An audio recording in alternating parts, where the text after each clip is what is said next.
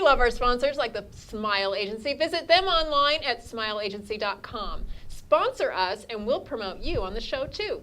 Now for the Morning Buzz, Trump's travel ban has been revised, but some people are still not on board with it, like Hawaiian federal judge Derrick Watson, who has put a hold on the ban. Yeah, the judge claims that this will hurt the state of Hawaii because it will keep out international students and tourists. Joining us now, our very own Tami DeVine, the news analyst. Tami, will the president ever succeed on this travel ban? I doubt it. I have a feeling that it's going to go on and on and on like this for a very long time.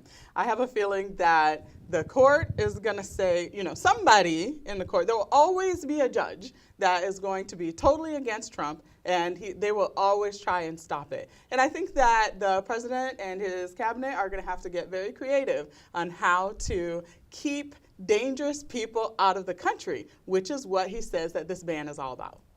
So from your viewpoint, the case is not being argued on the merits, but rather, do you really think it's a judge's? Well, think of it this way. There is a document out there right now, I haven't held it in my hands, but I've seen it online. And the document now shows 5 members of the Ninth Circuit Court, which was the first one, I believe, to block the first ban, that have said, we were wrong. This court was wrong. Constitutionally, they were wrong. We should have allowed that travel ban, the first one, to go through because as a court, we have no business litigating this. 5 judges are saying that. And It's like having a squatter in property and then somebody else shows up and says, hey, I'm still here. Yeah, well, the thing is that presidents can give executive orders. The Constitution gives them this right, this ability, and all presidents have done it. The courts cannot step on executive orders. Right. And 5 judges in the Ninth Circuit just said we were wrong to have done that. But that was 5 judges out of the entire Ninth Circuit, not out of the small group that reviewed. But the point is that there are judges out there that do realize that that is the truth. Well, that presidents can give executive orders. It's just a way to impede the process too, and it's temporary. I'm not sure. That's the thing nobody talks about. It's a 120-day restriction on travel from countries in the Middle East that they're worried about at this point that terrorists could come from. And all they're doing is talking about trying to evaluate how to handle it. They're not saying we're forever going to allow travel, not allow travel to come from here. They're saying let's take 120 days and look and study this thing, which is exactly what the president said on the campaign trail. Right, but from a strategic standpoint, what if we just change the order and shut down immigration, period, for 90 days, and then you don't have any focus on, why not that? Derrick, do you really think anyone on the left would go for that? Do you really think anybody who's screaming now about a 120-day restriction and hold is going to be like, oh yeah, sure, let's go ahead and shut it all down completely? It would They'll be scream more louder American. than they're screaming now. That brings up the question, why not Iran? Why is Iran not? Iraq. Iraq. That's a really good question. And I saw that Kellyanne Conway kind of addressed that. And the way she addressed it was that this administration has been working directly with the Iraqi government to do as much as they can against terroristic activities. And so they felt like because they've been having that kind of direct discussion and negotiation and training with Iraq, that they felt like this time they could take Iraq off of that list. And so do you feel that Iraq has the processes in place to significantly vet their people? Is that what we're saying? That's a good question. I honestly have no idea. Okay.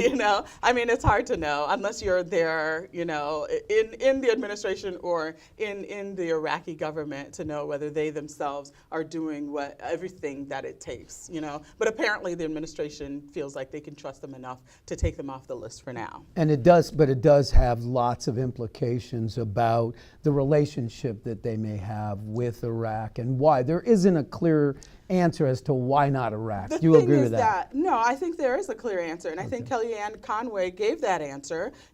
Believe her, don't believe her. I guess that's for people above my pay grade, but no one's above your pay grade. Everyone's above my pay grade. We need to work on that.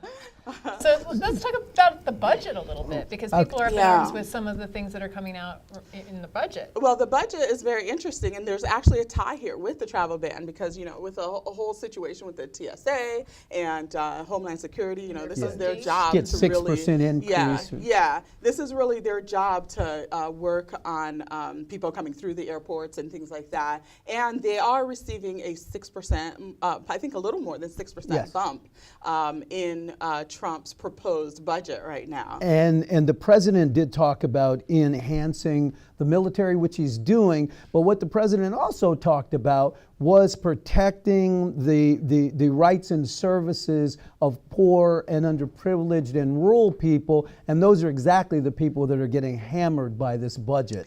How do you feel about I that? think that everyone's getting hammered on this budget. And this is what we elected a businessman. The United States of America voters elected a businessman. And this is what CEOs do. They go into their new business when they're hired and they chop. They take out at least 10% from every department. This is what good CEOs actually do. And in the business world, we'd say that's a good CEO. But here, for Taking away the president, rights. people You're are taking really away yelling this. at him. Well- So where do you think charity will be able to step into this? Well, I think that charity, it's time now for charity to step up. And I think that's actually what is going to happen, is that because these cuts are going to, well, first of all, is the budget going to pass? I don't know.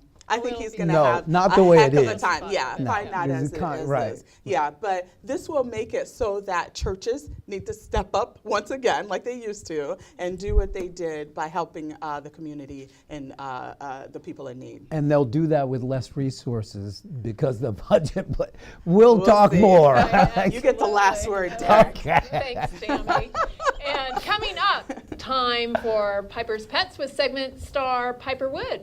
Yeah, she introduces us to Georgina Rose, or Georgia Rose. What a lovely name. Can't wait to meet her, and I think you'll want to meet her too. Every day, Child Protective Services and the Department of Children and Family Services take hundreds of children away from their families. This will cost you and your family hundreds of hours of frustration in dealing with a juvenile court system where there's very little success. Don't try to fight the system and the social worker by yourselves. Call me first. I'm trial lawyer attorney Vincent Davis, and I have about 30 years of experience in fighting in juvenile dependency court for families and their parents.